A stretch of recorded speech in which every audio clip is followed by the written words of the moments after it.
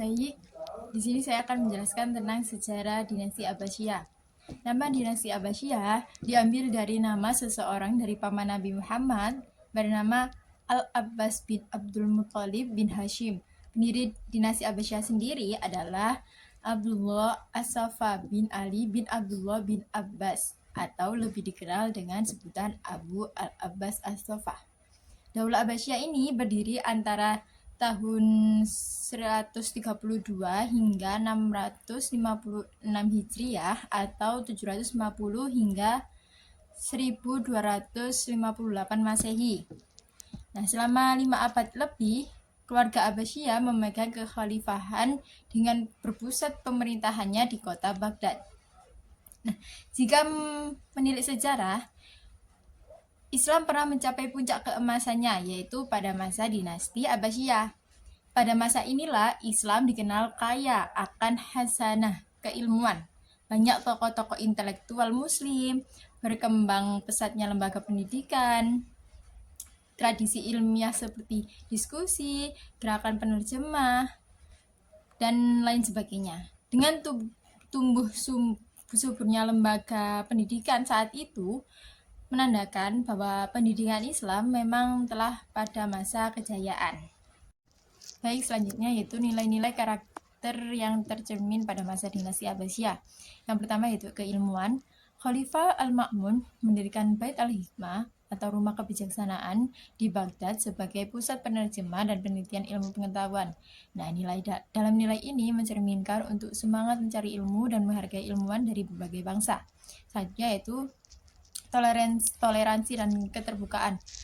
Para khalifah menghargai ilmuwan non-muslim seperti ahli matematika, filsafat dari Yunani dan Persia. Mereka diizinkan untuk berkontribusi dalam kemajuan ilmu.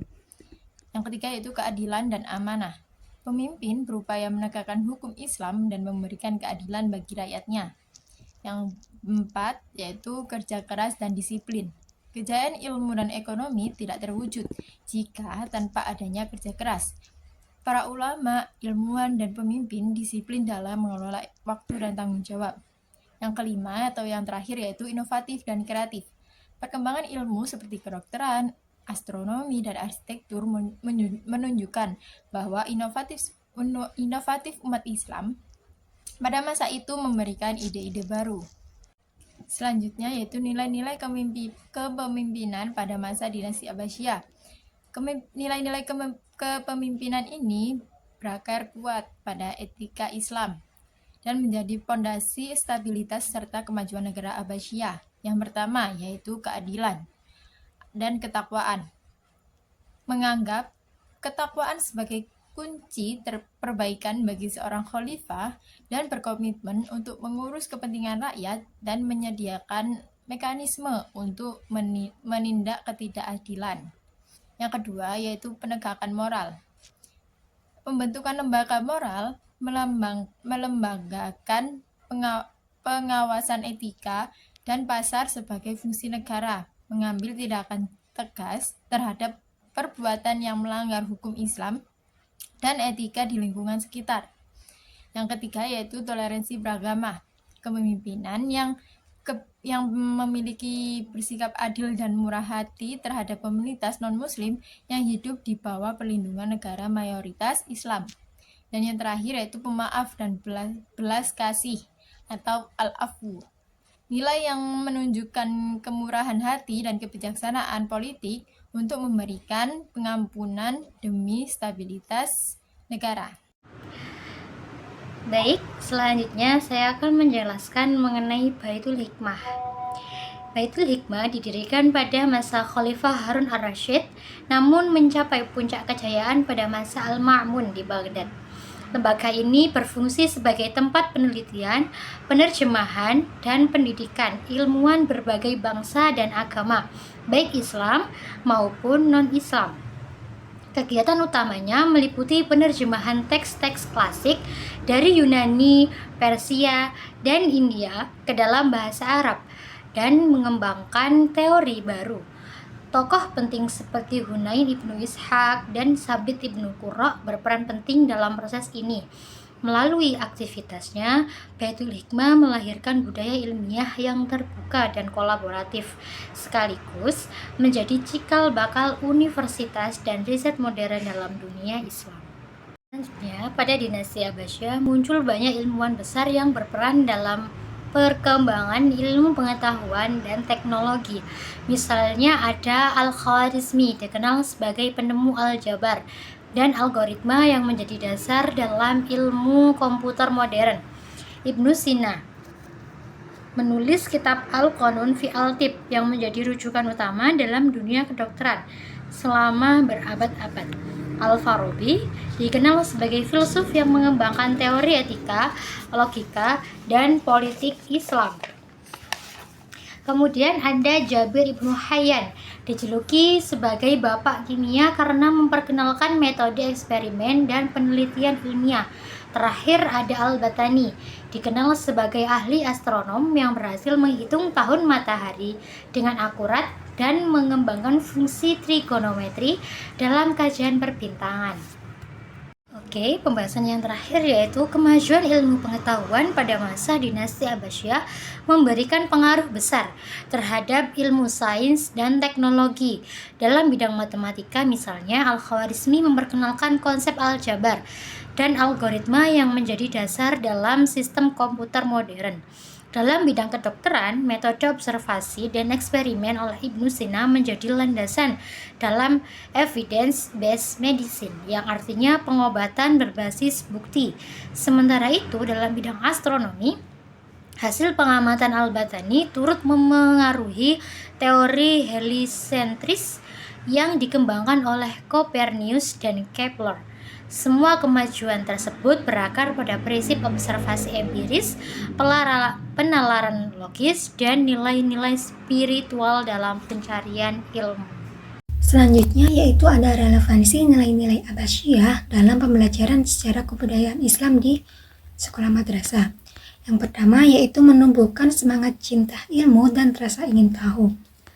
Nilai keilmuan yang berkembang pada masa dinasti Abbasiyah mencerminkan semangat luar biasa dalam mencari dan mengembangkan ilmu pengetahuan, seperti semangat menuntut ilmu di Baitul Hikmah, yang dapat dijadikan contoh bagi siswa untuk mencintai proses belajar. Guru dapat mengaitkan kisah para ilmuwan besar seperti Al-Khwarizmi, Ibnu Sina untuk menumbuhkan rasa ingin tahu siswa. Guru dapat memberikan contoh dengan melalui metode storytelling interaktif atau penggunaan media digital seperti video animasi, poster ataupun slide bergambarkan yang menampilkan perjalanan hidup ilmuwan seperti Al-Khwarizmi, yaitu tokoh matematika dan astronomi yang gigih menemukan konsep aljabar. Ada juga Ibnu Sina, yaitu keilmuan kedokteran yang rajin belajar dan menulis sejak muda. Yang ketiga ada contoh Al-Farabi, yaitu filosofi yang meneladankan rasa ingin tahu dan semangat berpikir kritis. Nah, melalui pendekatan tersebut, siswa akan termotivasi untuk meneladani semangat belajar dan rasa ingin tahu yang tinggi sebagaimana dicontohkan para ilmuwan tersebut.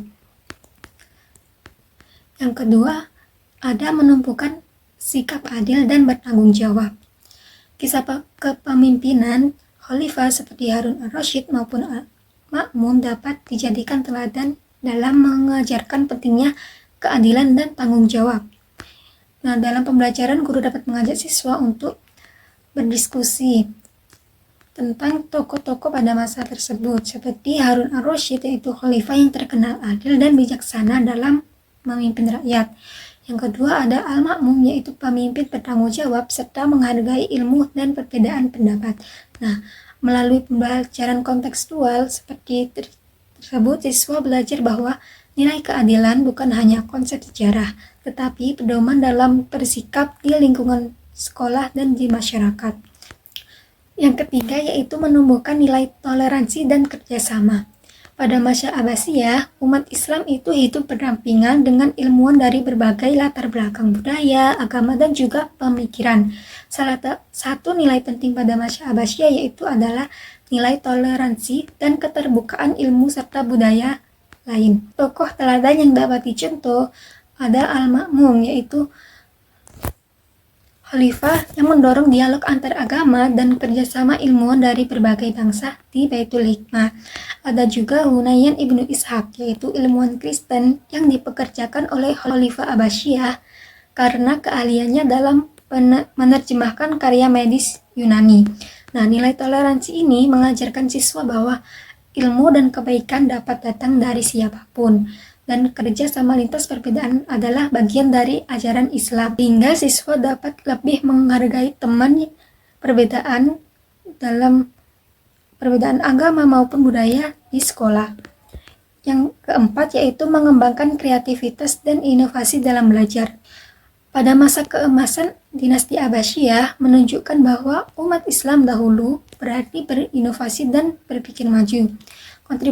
Kontribusi besar ilmuwan muslim Abbasiyah di bidang matematika, astronomi, kedokteran, dan filsafat menunjukkan bahwa mereka bukan hanya meneruskan ilmu, tetapi juga berinovasi mengembangkan teori baru. Nah, hal tersebut dapat dijadikan inspirasi bagi siswa untuk berpikir kreatif dalam belajar. Seperti tokoh Ibnu Jabir Ibnu Hayyan, itu bapak kimia modern yang menemukan banyak zat kimia melalui eksperimen.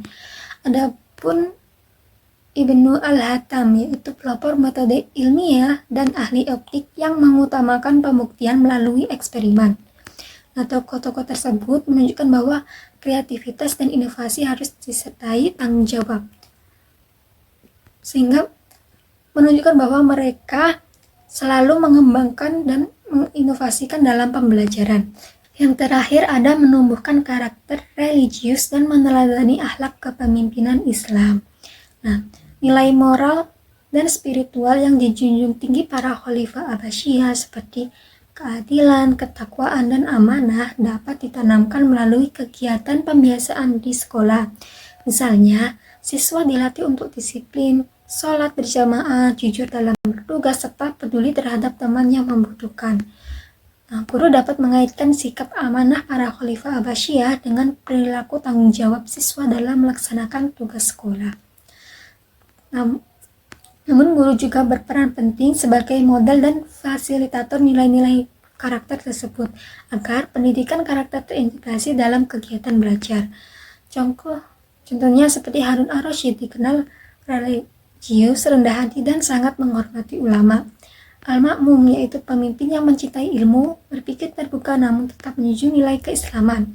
Nah, melalui keteladanan tokoh-tokoh ini, siswa dapat memahami bahwa kepemimpinan sejati dalam Islam berpijak pada keimanan, akhlak, dan bertanggung jawab moral terhadap sesama.